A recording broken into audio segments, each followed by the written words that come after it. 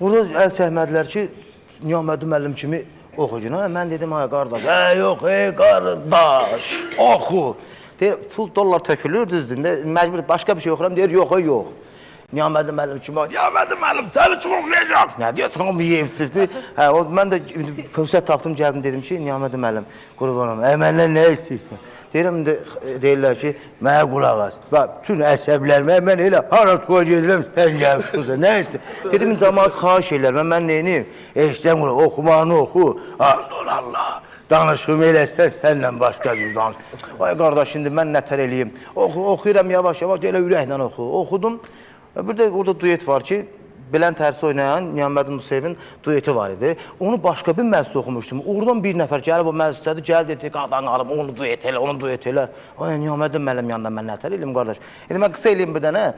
Belə bir şey, bunu axırı var, sonra qırığın oteldə olur. Ha, danış.